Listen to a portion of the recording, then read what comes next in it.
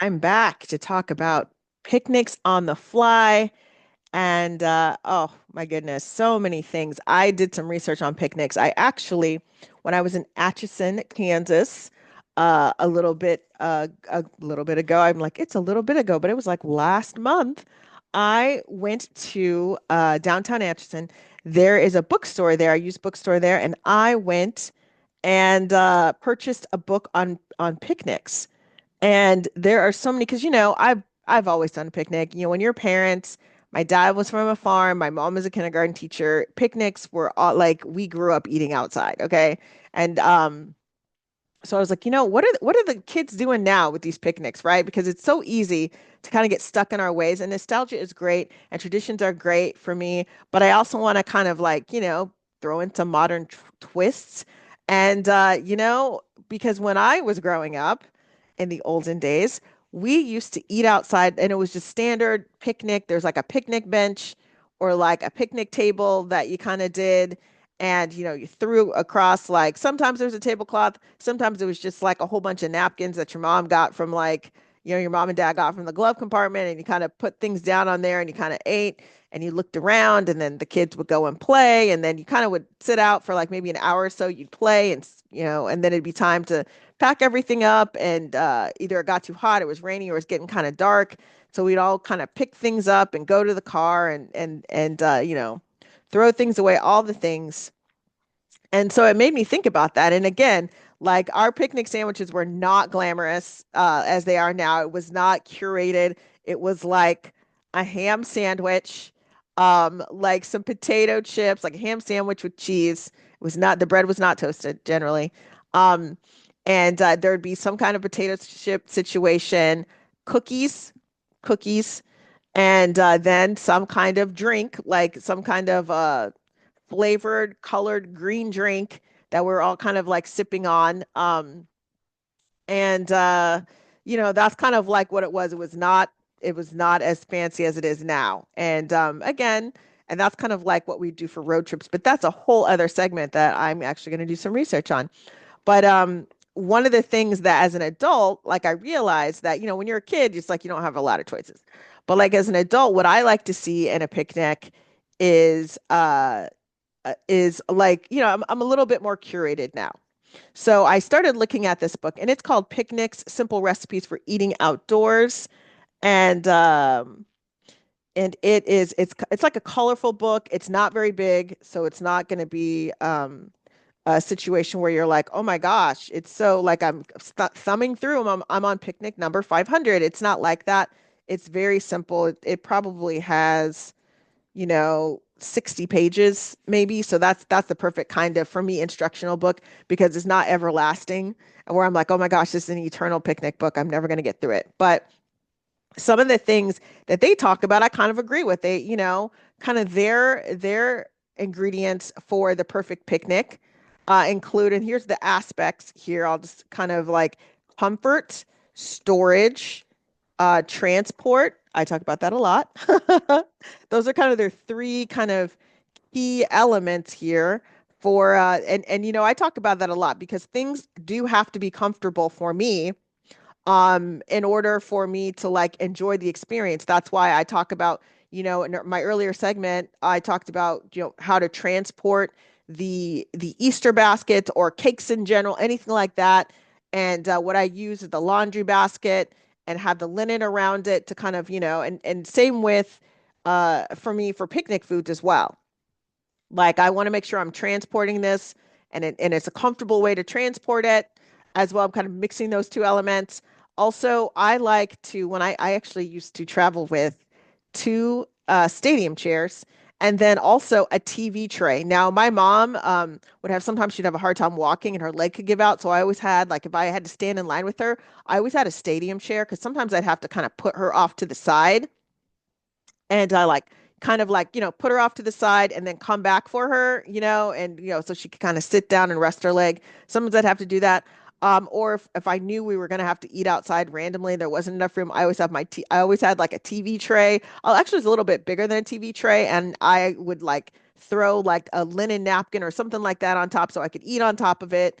And so, because I like to be comfortable when I'm eating. I don't want to be eating in a situation where I'm like cross-legged on the floor, or like, hunched in a corner. That is not my ideal. I'll do it if I have to, but that is not my ideal um situation. And also, where am I going to be eating? Like, okay, outside, but am I going to be eating by where all the mosquitoes live? Am I going to be eating like, you know what I'm saying? Like, am I eating like by the lake? Am I like, where am I at? So I always want to kind of know that, because that will depend on what kind of food that I will bring. Because again, it all comes back to those elements: the comfort, the storage, the transport. I want to make sure I kind of understand where I'm going to be eating, because that will influence what I bring for the picnic.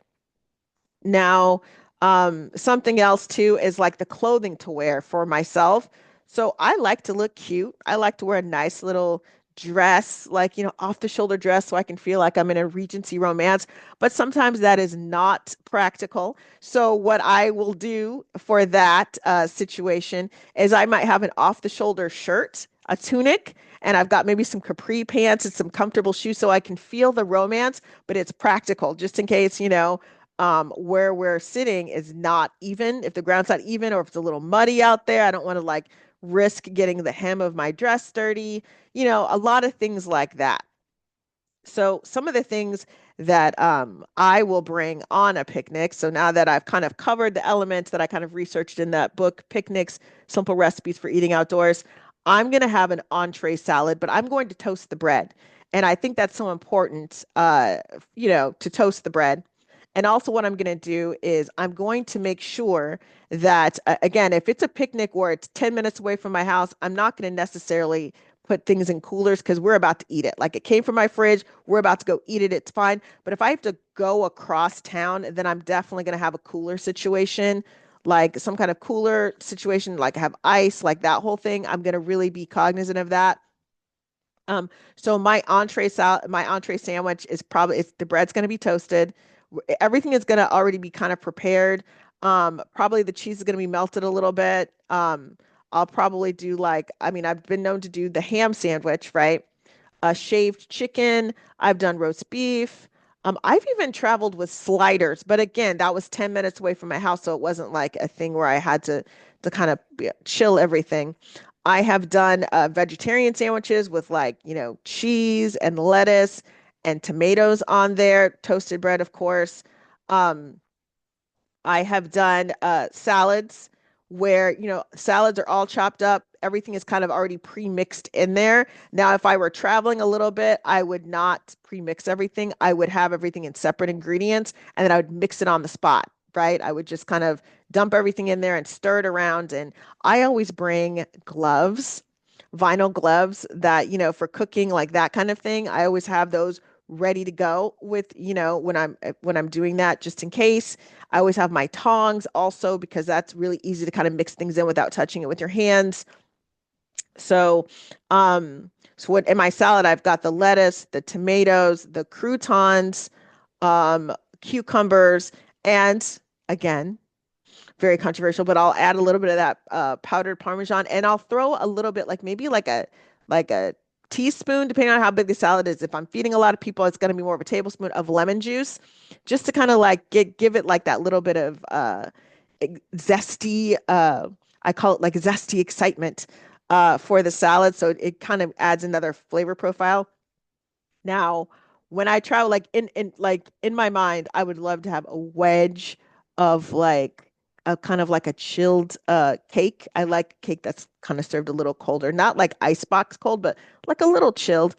I would love to have that wedge of chocolate cake, but sometimes that's not practical, and that's when I lean on cookies, a nice lemon cookie or a chocolate chip cookie or a sugar cookie, something like that. If it's colder outside, I'm going to do a snickerdoodle or a spice cookie for kind of like the fall picnics. And that's more of a deck picnic situation. And again, there's different levels of picnics. We're just straight outside right now. This is not like a balcony thing. That's a whole other segment, but or a mini cupcake or mini bite, something like that.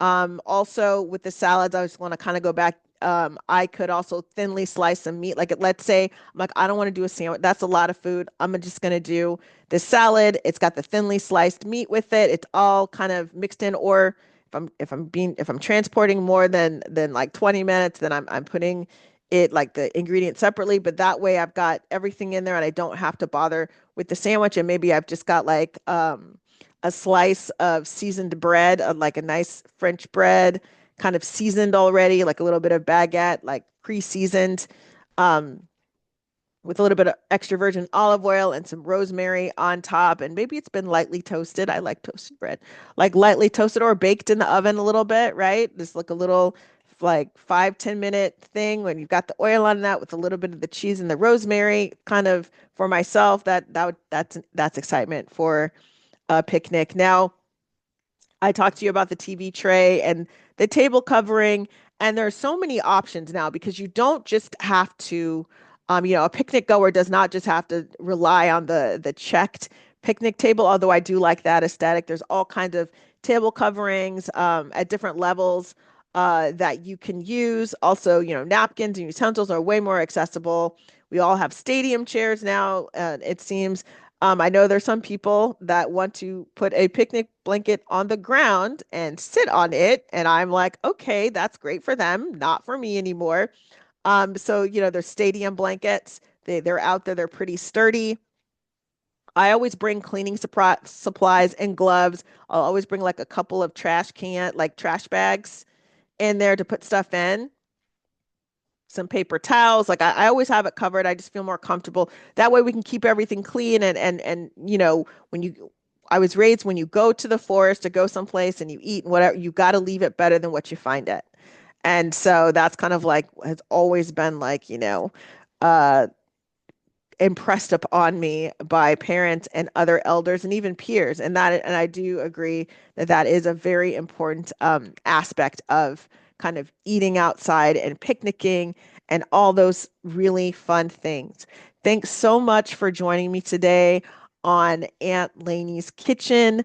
It's always fun to record these segments and to receive mail from people and feedback. I had someone stop me and say, I listen to your podcast. I binge listen to your podcast. You have a very comforting kind of like demeanor, and it was really enjoyable listening to, the podcasts. And I was like, oh my gosh, you binge listen to me. I was like, oh, I couldn't get past that. I was like, oh my gosh, my heart. Thank you so much, and for all your support. And it really does mean a lot. And I've got more things that I want to talk about as it pertains to food. I've got more recipes and more restaurant reviews on the way I've been stepping out a lot of the from the kitchen, and I'm working on the interviews. I've got some other things coming up as well. So fingers crossed, everything works out the way I want it to work out and the way it should work out. And then I can, be really super joyful in the kitchen. And I really can't wait to use those flour sprinkles that I talked about in the first segment of the show. So with that, I shall leave you. Take care, everyone.